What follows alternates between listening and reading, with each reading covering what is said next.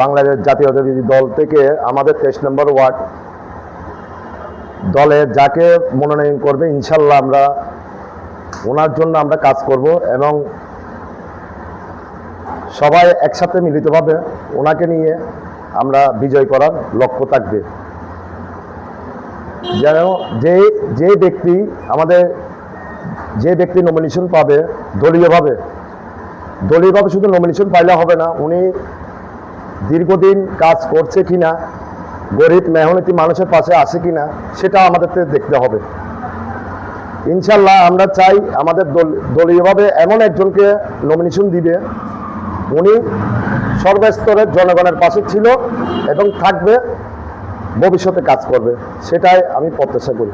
ধন্যবাদ। এখন বর্তমানে হাইব্রিড নেতারা অনেক হয়ে গেছে। এখন তো দেখতেছি আমাদের এই 23 নম্বর ওয়ার্ডে প্রায় 12-14 জন নমিনেশনের জন্য দূর পার। এখানের মধ্যে গণা 3-4 জন বর্তমান দলের সাথে কাজ করছে এবং কাজ করেছে, ভবিষ্যতে করবে, এরকম 3-4 জন আমি দেখতেছি।